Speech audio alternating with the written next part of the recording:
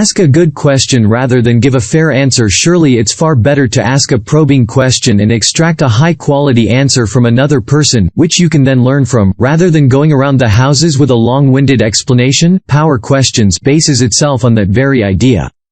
Sobel and Panas interviewed the CEO of a top Chicago-based company and asked what impresses them the most when they first meet a prospective business associate.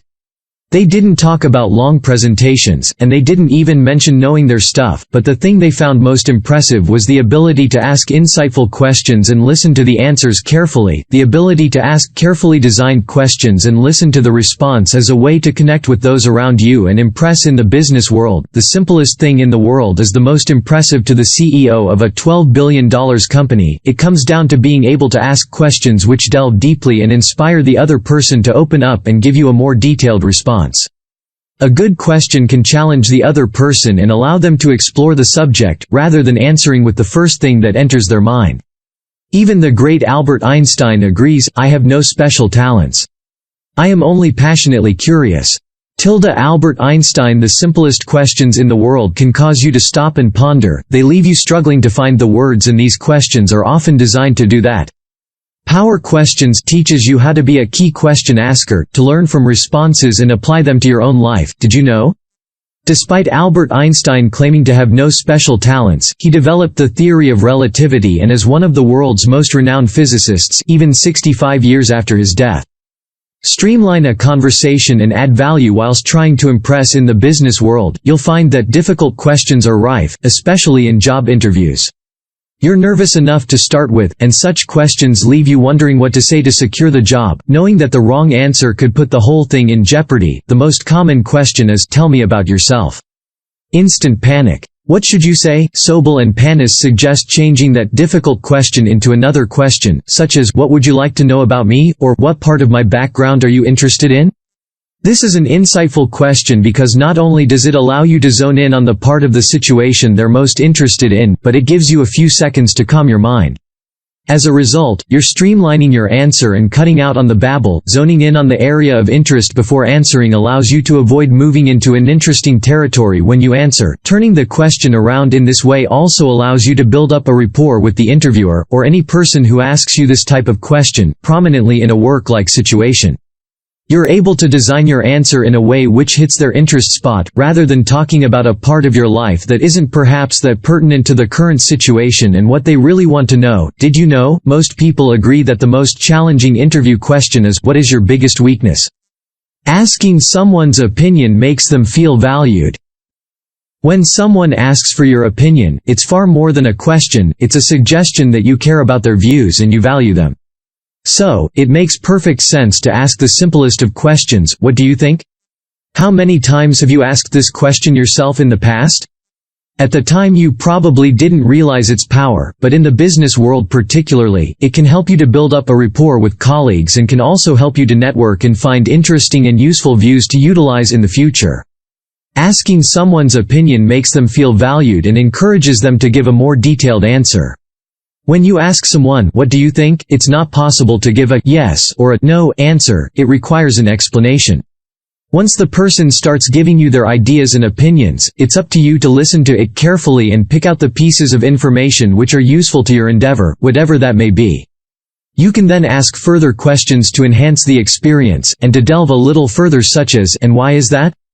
Learn from the opinions of others by listening carefully and pulling out pieces of information that are useful. You will leave the person with a sense of positivity because you valued their opinion enough to ask for it.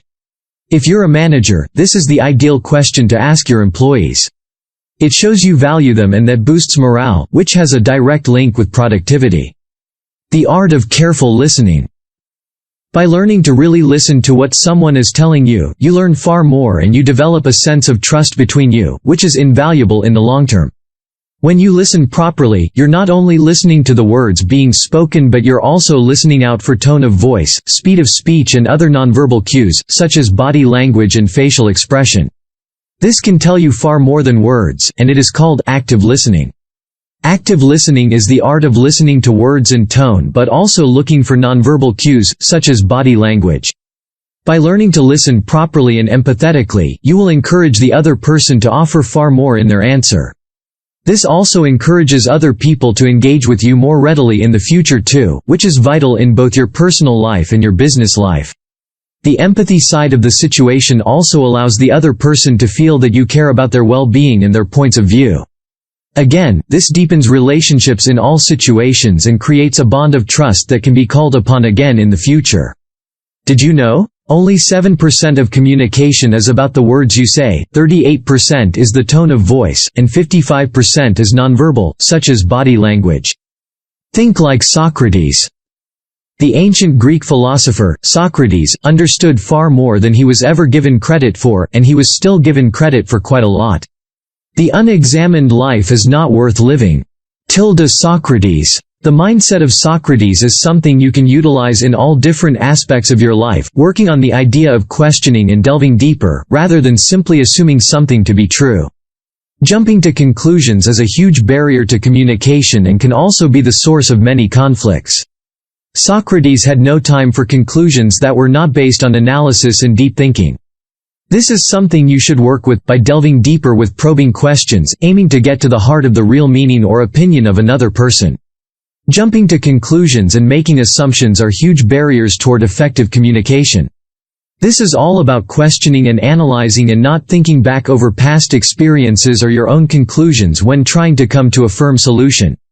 You can develop a Socrates-like mindset by asking questions rather than using statements or assumptions. Rather than saying, "We need to save money," say, "How can we work together to create a budget?" Rather than saying, "I am so sick of you losing your temper," say, "Can you understand how your angry outbursts make me feel?" If you don't understand something, ask the meaning, rather than allow an assumption to simply be formed in your mind. Ask a question rather than make a statement, to initiate a deeper conversation. Asking a question rather than making a statement or simply assuming something allows you to explore the subject matter and signals a deeper conversation. This is positive for both people. Did you know? Socrates is widely credited with the achievement of paving the foundations of modern philosophy in the Western world. Every person on the planet has a unique story. You have a backstory, the person you're sitting next to has a backstory, the person who is walking their dog over the road also has a backstory. The key to developing your own knowledge and interests lies in learning from others. The single best way to do that is to ask the question, "How did you get started?" Asking, "How did you get started?" helps you to understand more about those around you. It's a conversation starter with a difference. This simple question is important in several different ways.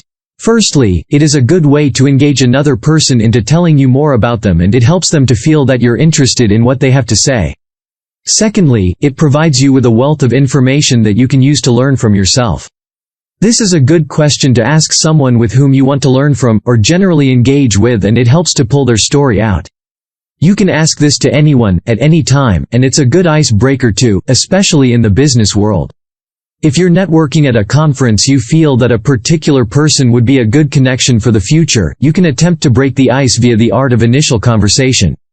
The answers you get and the story could be fascinating. You never know the life someone has led until you ask them about it. Everyone has a story, which could include information you can learn from. Rewind a conversation towards a positive outcome and avoid a misunderstanding occasionally. A conversation can start on the wrong foot, and when you continue down the same path, it can quickly lead towards a very negative outcome. Thankfully there are ways you can rewind and apply some damage limitation. Sobel and Panas suggest asking, "Do you mind if we start over?" as a way to signal that you're not happy with how things are going and you want to ensure no misunderstandings are made. This helps to avoid damaging relationships between close friends and family members, and can also avoid a major disaster in the business world if a client has misunderstood something you have said. The question itself is quite disarming, and as long as you accompany it with a smile, it shows that you value the discussion and don't want it to end badly. It's a signal to start over. Avoid a misunderstanding by asking if you can start the conversation over. You can use this question before the conversation starts to err towards being too emotionally charged or before it turns into an argument. Obviously, this means being mindful of where a conversation is going and the types of verbal and nonverbal communication cues that are being used. Understanding verbal and nonverbal communication helps you understand when a conversation may have taken a negative turn. A good example is a discussion between two friends. One friend may have taken something the other said in the wrong way. "What do you mean by that?" They fire back, with their hands on their hips. That's a clear sign that the conversation is going somewhere you don't want it to go. By smiling and asking if you can start over, you're avoiding disaster and potentially saving the friendship. Did you know? Misunderstandings arising between employees and managers costs up to $37 billion per year. Seek to learn from others. Every single person on the planet is a wealth of untapped knowledge, and by having deep conversations, you're able to access that information and use it for your own future good. If a person has been away on a business trip, perhaps they've been to a conference or they've been traveling for personal growth, asking, "What did you learn?" is a great way to find out more information and also indicate that you're interested in what they have to say.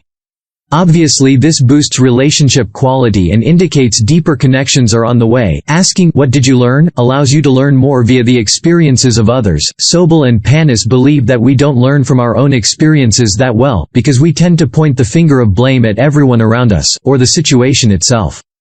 However, by asking someone what they learned from a situation, you'll find it easier to absorb that information and use it for whatever endeavor you can in life. We attribute our successes to our own capabilities and performance, whereas we pin failures on other people or external circumstances beyond our control. Andrew Sobel. In a mentoring or coaching situation, this type of question is also invaluable because it helps you to understand whether or not they're grasping the meaning in the right way. Turn the conversation away from you to build trust. Many times, we tend to make a conversation about ourselves, simply out of habit or because it seems easier than trying to pull information out of another person. However, whilst this might make you look quite knowledgeable, it does help the other person to feel connected to you. This is because relationships are a two-way street and you need to know equal amounts about the other person too. As a result, they don't build a bond of trust on their side. Two-way conversations are required to build trust between two people. Participate fully. If you struggle to try and encourage another person to talk, ask a very simple question of, "Can you tell me more?" It may seem an incredibly simple thing to ask, but it prompts the other person to delve a little more deeply into the situation or the subject they were talking about and allows you to probe even deeper if necessary, with a simple "how" or "why". Asking if someone can tell you more prompts them to give more information and think more deeply. Obviously, you shouldn't ask this question constantly, otherwise it simply looks like you're deflecting the conversation away from you, perhaps because you have something to hide. However, it is a very useful trick to use when you want to pull a little more information from another person and you're struggling for ways to do it. Did you know? Studies have shown that it takes around 7 months to build trust with another person. Ask for feedback to learn more about your strengths and weaknesses. If you want to learn more about yourself and how others see you, including the strengths and weaknesses that you might not be aware of, it's a good idea to ask for feedback. However, simply asking the question can be awkward and can lead to the other person simply telling you positive things out of worry of telling you the truth. Honest feedback is a great way to learn more about yourself and identify areas you can improve. You can use this question in any situation, be it in a work situation, at home, in a relationship, or a friendship, but it can help you to gain an insight into how others see you. The question you need to ask is, how do you see me as a, and the gap needs to be whatever relationship you have with the person, e.g. leader, manager, colleague, friend, or partner, etc. We assume that people around us respect us for who we are, but you're never too old or too experienced to learn something new. You can't understand what you need to learn unless you ask for feedback. You're never too old to learn something new or develop an existing side of yourself.